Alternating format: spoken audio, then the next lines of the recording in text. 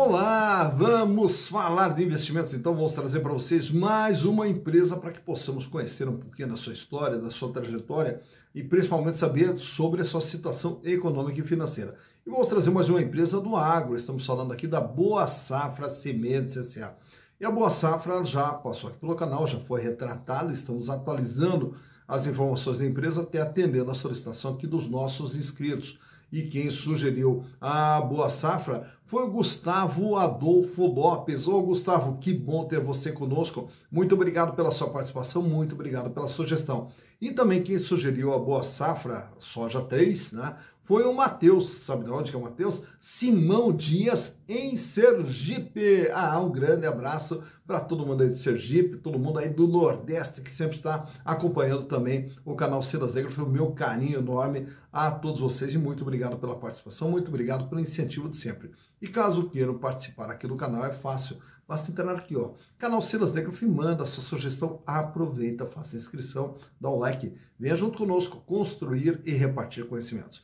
Naturalmente que a história da Boa Safra já foi retratada em vídeos anteriores, mas é uma história que eu faço questão de recontar, até pela beleza da história, pelo empreendedorismo, pela luta de alguém que veio do nada e constrói um patrimônio significativo aí, tem também uma representatividade muito grande na economia brasileira, né? Então, nós temos que falar aqui um pouquinho a respeito de Neri Colpo. O Neri é filho ali de imigrantes italianos estabelecidos lá no interior do Rio Grande do Sul, uma pequena fazenda lá, onde junto com seus irmãos ali, com a família, tocava a fazenda. E aí, naturalmente, por estar trabalhando dentro desse meio, o Neri acabou cursando agronomia, foi cursar agronomia.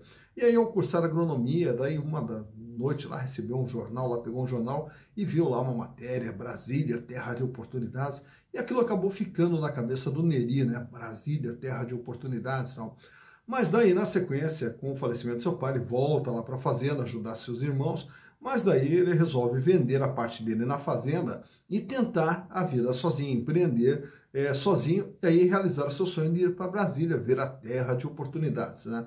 Só para você ter uma ideia, a parte dele nessa fazenda equivalia na época a um Fusca, isso lá no começo dos anos 70, equivalia a um Fusca.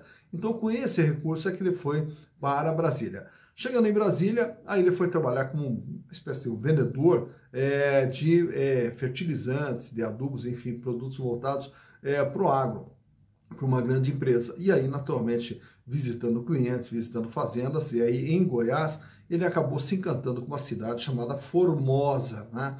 E aí resolveu se estabelecer em Formosa. E aí resolveu também empreender. Aí ele monta uma pequena distribuidora de insumos agrícolas na cidade de Formosa. Eu digo pequena porque era pequena mesmo. Era uma sala praticamente que ele alugou, onde na frente ali ele tinha a sua distribuidora e daí tinha uma divisória e na parte de trás, que era um quarto, cozinha, banheiro, era onde ele morava. Então ele morava praticamente dentro da sua pequena distribuidora. Porém, essa pequena distribuidora foi crescendo.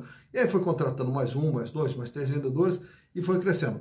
Aí tinha uma propriedade, tinha uma fazenda que estava à venda ali em Formosa, ele sempre olhava aquela fazenda e com aquele desejo de comprar aquela fazenda e foi com muito esforço, acabou comprando essa fazenda. Mas, ao invés de plantar a soja especificamente, ele resolveu trabalhar com alguma coisa que desse um valor agregado maior. E aí começou a produzir sementes de soja. E a partir dali, então, a empresa foi crescendo. E dessa produção de sementes de soja, continua ainda revendendo os insumos agrícolas, fertilizantes, adubos, e a empresa foi se desenvolvendo. Chegando no ano de 2000, os seus filhos vieram trabalhar com o pai, né, com o seu Neri. Tanto o Marino quanto a Camila foram trabalhar com o pai. Porém, ainda muito jovens ali, o Marino foi fazer faculdade em Brasília, e daí de Brasília foi ser selecionado também para estudar nos Estados Unidos, e aí ganhou uma bolsa para ser trainee também na Bolsa de Chicago. E aí começou a ver como é que era feita toda essa comercialização lá na Bolsa de Chicago. Aí, na sequência, em 2008, o Marino retorna para o Brasil, a empresa do seu pai já era uma empresa muito maior, trabalhando com diversas atividades ali, além da fazenda, distribuidora, revenda, produção de sementes, enfim, uma série de atividades. Só que essas atividades eram todas feitas ali da maneira que o seu pai aprendeu e foi tocando daquela maneira. Aí o Marino, junto com a Camila, resolveram organizar a empresa do pai, a dividir essa empresa do pai e dar uma organização para ela. E ao dar a organização, uma das empresas, eles separaram e criaram então a Boa Safra Sementes, isso no ano de 2009. E aí o Marino e a Camila que foram tocando a Boa Safra Sementes. E a empresa daí ela vai se desenvolvendo. Aí tanto que na sequência vai comprando outras propriedades, além de Formosa, em Goiás, também Cabeceiras, também no estado de Goiás, Buritis, em Minas Gerais, Jaborandi, também na Bahia, e aí daí mais recentemente, em 2022, uma fazenda em Sorriso, também no Mato Grosso. Porém, no ano de 2018, aí ocorre o falecimento de seu Neri Colpo, com apenas 66 anos de idade, acabou falecendo de uma parada cardíaca fulminante ali, e aí a empresa acabou ficando na mão dos seus filhos, do Marino e da Camila. Em 2021, fazem o IPO, e aí com o IPO, aí a empresa entra dinheiro e continua todo o seu processo de crescimento. E hoje, praticamente tem os seus produtos espalhados aí para o Brasil inteiro, na parte de sementes de soja selecionadas, para aumentar a produtividade, a produção de soja no Brasil. Mas para que possamos entender como que é a situação, como que está a situação da Boa Safra Sementes, trouxe para vocês os balanços de 2019, 2020, 21, 22, uma base histórica, para a gente ver ano a ano como que vem sendo o desempenho da empresa. Terminando agora com o balanço do primeiro semestre de 2023. Então vamos entender o que é a Boa Safra de Semente através dos seus números. Então, vamos aos números. Bem, aqui estamos então com as demonstrações contábeis da Boa Safra Sementes S.A. Como eu falei para vocês, trouxe aqui toda uma base histórica, 4 exercícios desde 2019, onde a gente vai poder acompanhar ano a ano o que vem acontecendo com a empresa, até chegar agora no primeiro semestre de 2023. Então, para que possamos entender o que é a Boa Safra Sementes, vamos começar lá pelo ano de 2019. Era uma empresa, na época, com um patrimônio total de 203 milhões de reais. Então, quando nós olhamos esse ativo aqui, ativo circulante, ativo não circulante, são todos os bens e direitos que estão dentro do patrimônio da empresa. E nesse ativo não circulante é o chamado capital fixo, com valores a receber de longo prazo, geralmente impostos a recuperar. E aí temos também o imobilizado. O imobilizado agora é o que? Toda a estrutura física de funcionamento da empresa, inclusive suas propriedades, suas máquinas, equipamentos, enfim, toda a sua estrutura física de funcionamento. E aí esse capital fixo, então, ele totaliza 80 milhões de reais lá em 2019, e nessa parte de cima é o capital circulante, é o capital de giro, que totalizava lá em 2019 122 milhões de reais. A empresa fecha 2019 com 21 milhões de reais em dinheiro, caixa, banco, aplicação, contas a receber 58 milhões, estoques de 8 milhões e outros créditos aqui também representados por impostos a recuperar de curto prazo, na sua maior parte, totalizando 35 milhões de reais. Ao chegar a 2020, a empresa pula de 203 para 312 milhões de reais o patrimônio da empresa. E aí o ativo circulante vai para 213 milhões, representando aqui 68,3% de todo o patrimônio da empresa. Melhora a posição de caixa, que agora é de 33 milhões, também uma pequena elevação no contas a receber, que fecha com 60 milhões, e os estoques 32 milhões de reais. Chegando já no ano de 2021, é o ano do IPO. E com a IPO a empresa pula de 312 para 955 milhões de reais. E aí a gente já observa aqui os novos investimentos que a empresa vem fazendo na aquisição de novas propriedades, justamente para plantio da semente de soja, que agora o imobilizado fecha com 179 milhões. E grande parte do IPO vem parar aqui, ó, no capital de giro, 737 milhões, que totaliza lá em 2021 e representa agora 77,2% do patrimônio da empresa. O volume de dinheiro em caixa pulou agora para 284 milhões, 206 milhões em contas a receber e 94 milhões nos estoques. E a partir de 2021 a empresa passa também a fazer os chamados adiantamento a fornecedores, as compras antecipadas, que acabam também sendo registradas nesses outros créditos aqui. Chegando em 2022, a Boa Safra agora é uma empresa de 1 bilhão 449 milhões de reais. E reparem que o imobilizado continua crescendo, agora vai para 446 milhões de reais. Então, mais investimentos que a empresa vem fazendo justamente para o seu crescimento. E o capital de giro também aumenta em valores nominais para 959 milhões, porém a representatividade diminui um pouco aqui, fechando em 66,2%. A posição de caixa vai para 321 milhões, 254 milhões em contas a receber e 126 milhões em estoques. Já em junho, 6 meses depois, a empresa agora é de 2 bilhões 142 milhões de reais. E o capital de giro agora é de 1 bilhão 514 milhões. O volume de dinheiro em caixa diminuiu para 280 milhões, o contas a receber cai para 51 milhões, e daqui a pouquinho a gente vai entender o porquê. E aí nós temos aqui os estoques que agora totalizam 733 milhões de reais. Dentro desses outros créditos, além dos impostos a recuperar, como citei anteriormente, nós temos aqui um valor também significativo de adiantamento a fornecedores. O que é o adiantamento a fornecedores? É quando você paga antecipado por algo que você vai receber na sequência. Então, é algo que vai se transformar em estoque aqui para a Boa Safra no decorrer do segundo semestre.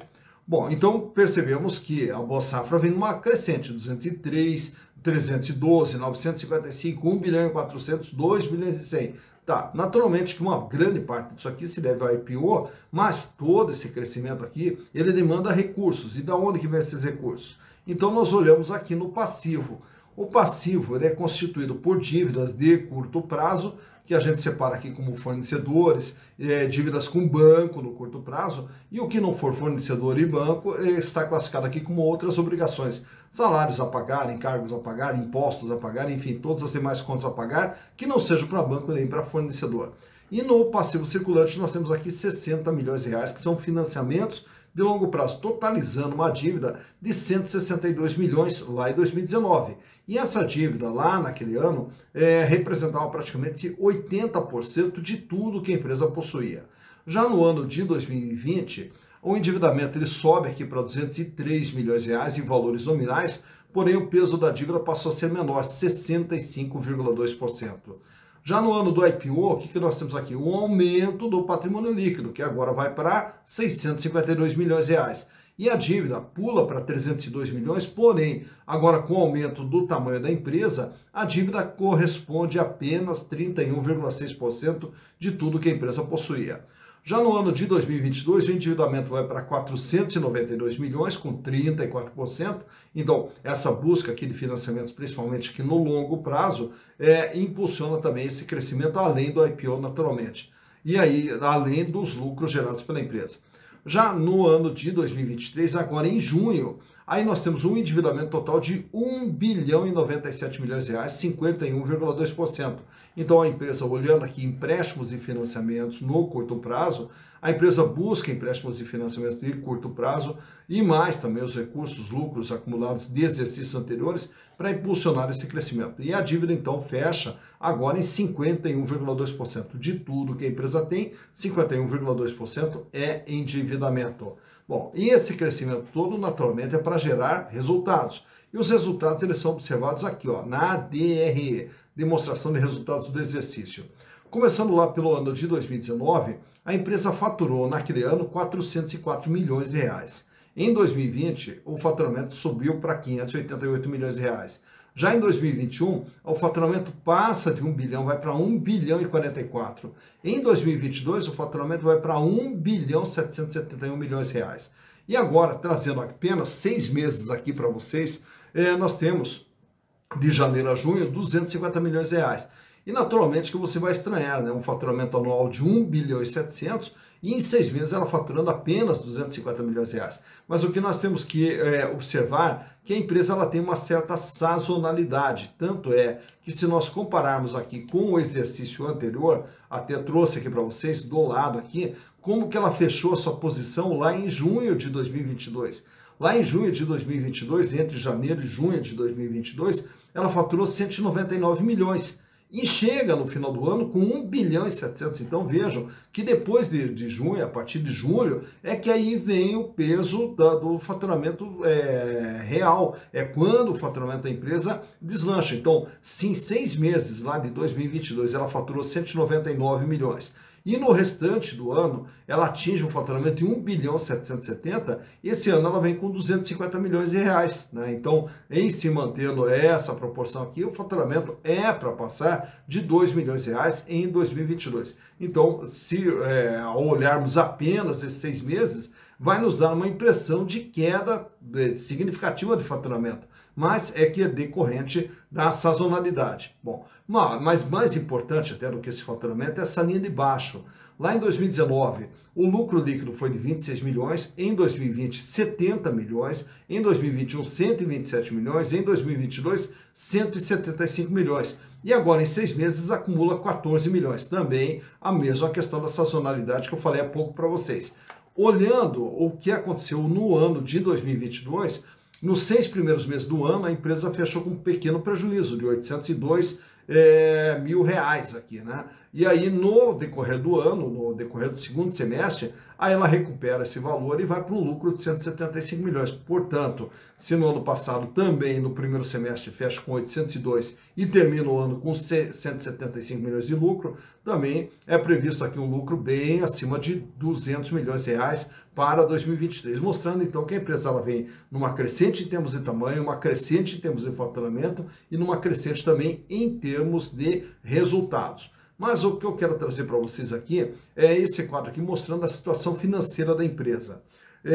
Começando ali pelo primeiro gráfico, liquidez geral, capacidade de pagamento nas dívidas de curto, médio e longo prazo. Para cada R$1 de dívida que ela terá que pagar, ela dispõe de, lá em 2019, 0,99 centavos.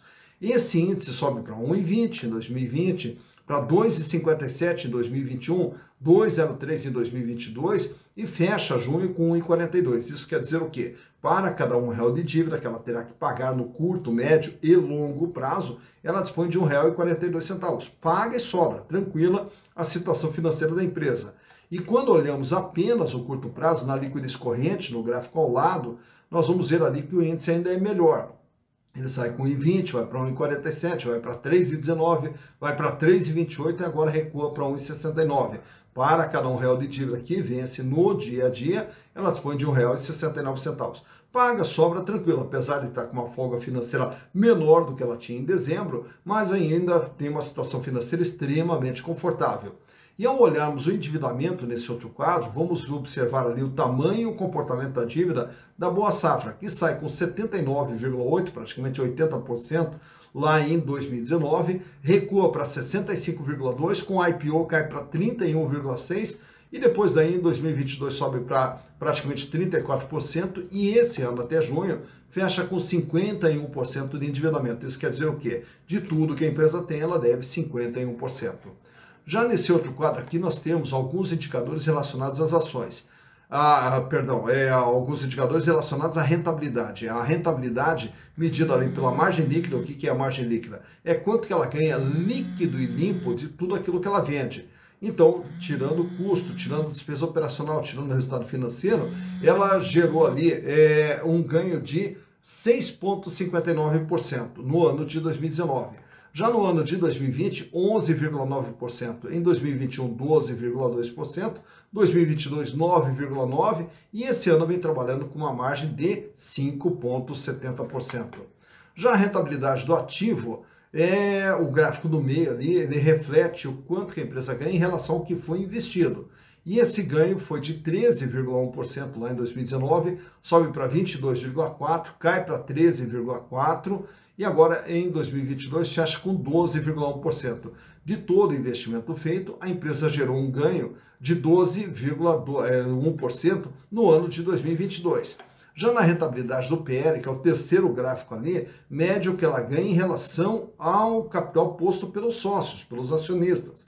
Portanto, os acionistas, ao terem as ações da Boa Safra, tiveram um ganho através dos lucros gerados de 65% lá em 2019, 64,5% em 2020. Aí, a partir do IPO, nós temos ali os acionistas com ganho de 19,6% em 2021 e 18,3% em 2022. Aproveitando aqui, trago também esse quadro com alguns indicadores relacionados às ações. Uma ação da Boa Safra vale patrimonialmente R$ 7,00. O valor de mercado dessa ação, para você comprar uma ação hoje, você vai pagar R$ 14,04, com base na data da gravação desse vídeo, entre o dia 5 e 6 de setembro. Com isso, você observa ali que o valor de mercado dela é praticamente o dobro do valor patrimonial, o que nos dá um PVP de 2,01. Isso quer dizer o quê? O preço por valor patrimonial. As ações da Boa Safra são vendidas com ágio de 101%. Lucro por ação nos últimos 12 meses, R$ 1,53. E a rentabilidade, com base no valor de mercado, 10,90%. Ao comprar as ações da Boa Safra, em se manter nos lucros que a empresa vem gerando, os acionistas terão um ganho de 10,90%. No ano de 2022, a Boa Safra distribuiu 10 centavos a título de dividendos e a relação preço/lucro fecha em 9,18. Isso quer dizer o quê? Ao comprar as ações da Boa Safra, os acionistas vão levar um pouquinho mais de 9 anos para ter o retorno de seus investimentos através dos lucros gerados. Free float, 26,91% das ações estão circulando livremente no mercado e o tag along da Boa Safra é de 100%. Isso quer dizer o quê? Caso a empresa seja vendida, é garantido para os minoritários o mesmo tratamento que for dado para os majoritários. Encerro também aqui os gráficos com esses indicadores aqui do comportamento do valor das ações da Boa Safra desde o IPO feito lá no ano de 2021, quando as ações saíram com praticamente R$ 16,00. E aí, durante 2021, você veja ali que ela vai passando por diversas oscilações, caindo ali para R$ 12, R$ 13,00. Aí, daí, quando vai entrando em 2022, ela sobe ali para R$ 15,50, cai novamente, chega na metade de 2022 ali com R$ 10,00, sobe quando vai chegando no final do ano, cai no começo do ano ali para R$ 9,60. E agora você vê ali que quando vai passando da metade do ano, começa ali uma nova escalada, culminando com a cotação das ações da Boa Safra no valor de R$ 14,04 quando da gravação desse vídeo. Então por aqui você vê quando que as ações da Boa Safra tiveram seu maior valor, quando que elas tiveram seu menor valor e como que vem se comportando o valor das ações da Boa Safra Sementes S.A. Então, mais uma empresa analisada, Boa Safra Sementes S.A. Agora você já conheceu um pouquinho da história, da trajetória e principalmente da situação econômica e financeira da Boa Safra Sementes. E uma história fantástica, uma história maravilhosa também.